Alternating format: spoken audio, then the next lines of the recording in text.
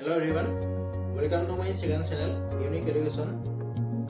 আজি এই ভিডিঅ'টিত আমি আলোচনা কৰিম যে আগন্তুক 2025 চনত HSLC এক্সামিনেশ্যনত কেনেকুৱা ধৰণৰ কুৱেশ্যন আহিব বা কি ধৰণে পৰীক্ষা অনুষ্ঠিত কৰা হ'ব এই বিষয়ে ইতিমধ্যে সেৱাৰ তৰফৰ পৰা নতুন NAP প্ৰস্তুত কৰি উলিয়াইছে। এই নতুন NAP অনুসৰি মই প্ৰতিটো সাবজেক্টৰ ওপৰত কুৱেশ্যন পেপাৰ বনাইছোঁ 3-4খনকৈ। এই ভিডিঅ'ৰ যোগেদি মই এই কুৱেশ্যন পেপাৰখিনি আপোনালোকৰ মাজলৈ লৈ যাব খুজিছোঁ। গতিকে এই ভিডিঅ'খিনি খুবেই ইম্পৰ্টেণ্ট হয়। মই প্ৰতিটো সাবজেক্টৰ ওপৰতে কুৱেশ্যন পেপাৰ বনাইছোঁ। এই ভিডিঅ'খিনি পাবলৈ আপোনালোকে প্ৰথমতে মোৰ চেনেলটো ছাবস্ক্ৰাইব কৰি ল'ব আৰু ভিডিঅ'বিলাক চাই কেনেকুৱা পালে কমেণ্ট কৰি জনাব। ভিডিঅ'টি আৰম্ভ কৰোঁ।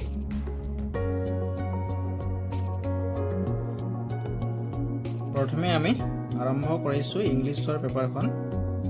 ইয়াত এইখিনি টাইটেল থাকিব HSLC এক্সামিনেশ্যন। ইয়াত সেশনটো লিখা থাকিব new pattern probable question paper with answer of section A OMR and section B। OMR sheet এখন তোমালোকক দিব আৰু এই OMR চিটখনত এই যিখিনি MCQ কুৱেশ্যন থাকিব ইয়াৰ এনচাৰখিনি মানে কপিত লিখিব নালাগে, যিখন OMR চিট দিব তাত তোমালোকে ফিল আপ কৰিব লাগিব। কেনেকৈ ফিল আপ কৰিব লাগে সেইখিনি টিচাৰে দেখাই দিব, এই ধৰণে তোমালোকে ফিল আপ কৰিব লাগিব। তাত ইয়াত যেনেকৈ প্ৰতিটো কুৱেশ্যনৰ বিপৰীতে 4টাকৈ অপশ্যন আছে ABCD, এই OMR চিটখনতো ABCD 4টা অপশ্যন থাকিব আৰু তাৰ কাষৰ এটা বক্স থাকিব। এই বক্সটোত তোমালোকে মানে টিক মাৰ্ক দিব লাগিব। কেনেকৈ দিব লাগে এইটো নাজানিলে গাৰ্ডে দেখাই দিব। ইয়াত প্ৰথমে আমি MCQ কুৱেশ্যন দি দিছোঁ। ইয়াত 1 পৰা 45 নম্বৰলৈকে MCQ কুৱেশ্যন আছে। এতিয়া এই কুৱেশ্যনখিনি মই প্ৰতিটো কুৱেশ্যন মই পঢ়ি নাযাওঁ, কাৰণ টাইম লাগিব। তোমালোকে যেহেতু তোমালোকৰ কোৰ্সৰ বস্তু তোমালোকে গম পাবাই। I need 100 pesos। এইটো হ'ল currency of India, currency of Latin America, currency of Spain, none of the above. ইয়াত 4টা অপশ্যন আছে। এইটো শুদ্ধ উত্তৰ হৈছে কাৰেন্সি অফ লেটিন আমেৰিকা, মানে কাৰেন্সি অৰ্থাৎ লেটিন আমেৰিকাৰ মানে যি মুদ্ৰা আছে তাক পেছছ বুলি কোৱা হয়। এনেকৈ প্ৰতিটো কুৱেশ্যনৰ এনচাৰবিলাক দিয়া আছে, তোমালোকে সুন্দৰভাৱে চাই যোৱা।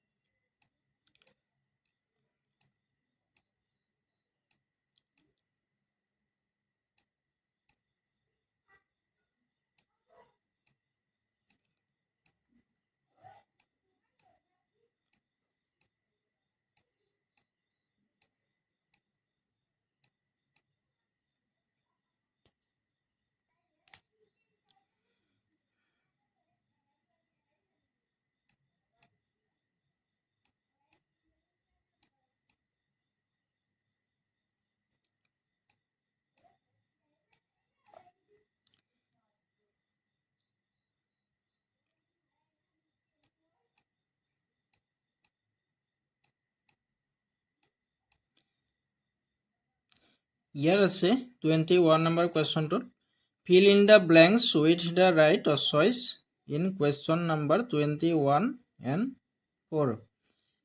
মানে 21 আৰু 24 নম্বৰ কুৱেশ্যনত ইয়াত তাৰমানে এইটো ফিল ইন দ্য ব্লেংকছ, এইটো মানে MCQৰ ভিতৰতে এনেকৈ মানে ফিল ইন দ্য ব্লেংকছ অৰ্থাৎ খালী ঠাই পূৰ কৰা দি দিব। আমি আগতে যেনেকৈ খালী ঠাই পূৰ কৰা পাইছিলোঁ ঠিক তেনেকৈ ইয়াতে MCQৰ মাজতে এনেকৈ দি দিছে।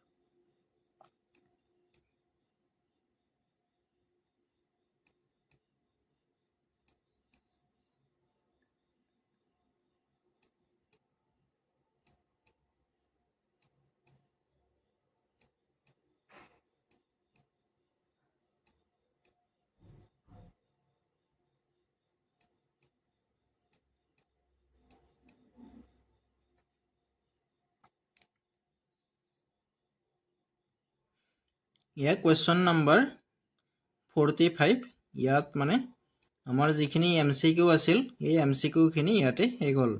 ইয়াৰ পিছত 46ৰ পৰা আমাৰ মানে MCQ নাথাকে। ইয়াত মানে আমি নৰ্মেলি যিখিনি কুৱেশ্যন আমি লিখিব লাগিব, ইয়াত 2 মাৰ্কছৰ কুৱেশ্যন থাকিব, 3 মাৰ্কছৰ থাকিব বা 4 মাৰ্কছৰ থাকিব, সকলোখিনি থাকিব ইয়াত। ইয়াত মই কুৱেশ্যন এনচাৰ দুইটা সুন্দৰকৈ দি দিছোঁ।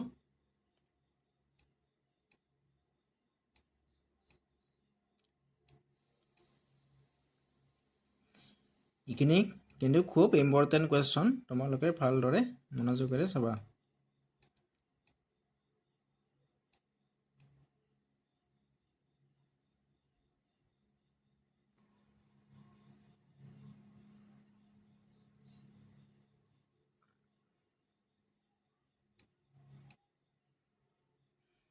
ইয়াত কিছুমান কুৱেশ্যনত এনেকৈ অৰ দিব, মানে ইয়াত দুটা কুৱেশ্যন আছে, ইয়াৰ যিকোনো এটা এনচাৰ কৰিলে হ'ব। তোমালোকে যিটো সহজ পোৱা সেইটোৱে কৰিব পাৰিবা।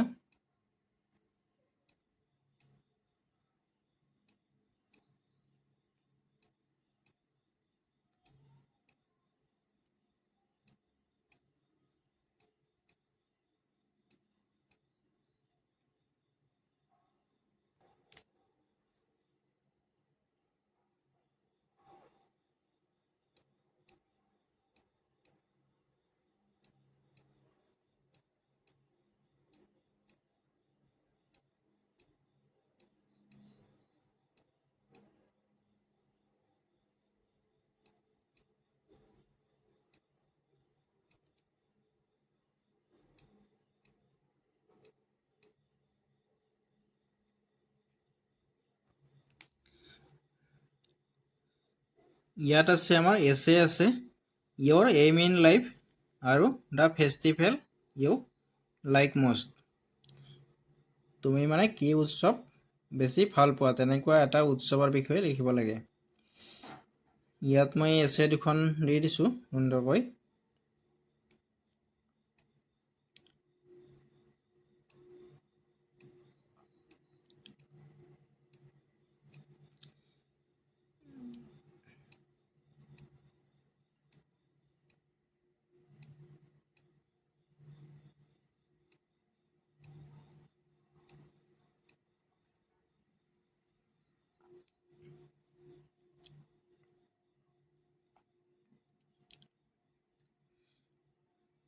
ফেষ্টিভেল আমি বিহুৰ বিষয়ে লিখিছোঁ ইয়াত। তোমালোকে যিকোনো ফেষ্টিভেলৰ ওপৰত লিখিব পাৰিবা, যিটো সহজ পোৱা সেইটোৱে লিখিলে হ'ব। ইয়াৰ পিছত নেক্সট কুৱেশ্যনত আছে ইয়াত write a story in about 150 words using the outline given below' also' add a title to it. ইয়াত এটা আমাক আউটলাইন দিছে, ইয়াত মানে এটা শ্বৰ্ট মানে ডেফিনেশ্যন দিছে। এই ডেফিনেশ্যনটোৰ পৰা আমি এটা মানে ষ্টৰি টাইপৰ আমি এটা পেছেজ বনাব লাগিব।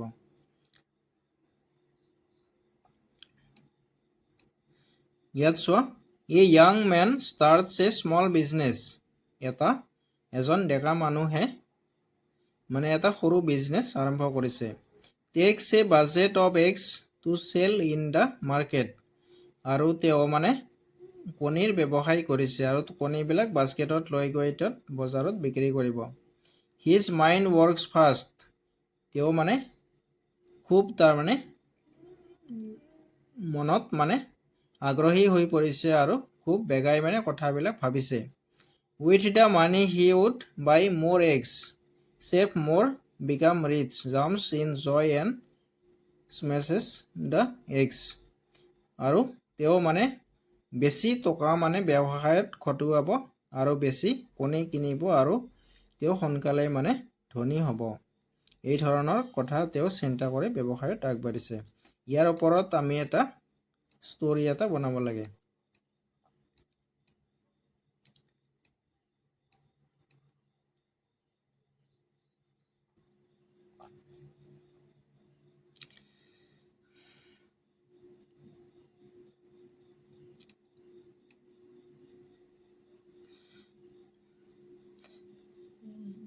নেক্সট আছে আমাৰ লেটাৰ ৰাইটিং আছে।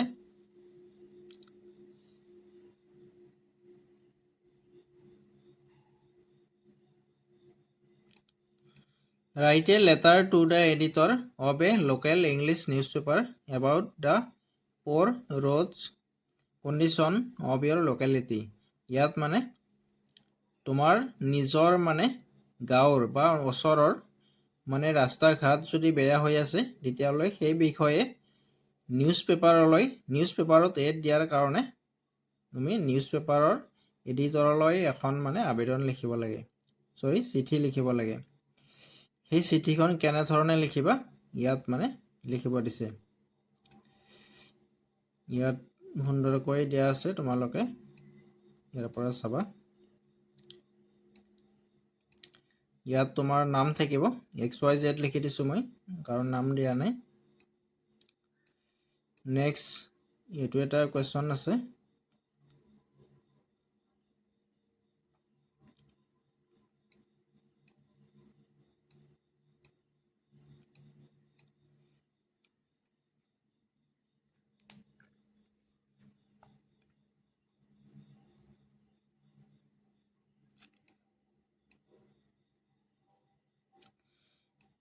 ইয়াত এই পেপাৰখন ইয়াত শেষ হৈছে। ইয়াৰ পিছত মই আৰু নেক্সট পেপাৰ এনেকৈ আগবঢ়াম। তোমালোকে ভিডিঅ'বিলাক পাই থাকিবলৈ খালি চেনেলটো ছাবস্ক্ৰাইব কৰি ল'বা আৰু ভিডিঅ'বিলাক চাই লাইক, শ্বেয়াৰ আৰু কমেণ্ট কৰিবলৈ নাপাহৰিবা। চ' থেংক ইউ। আজিলৈ বাই বাই।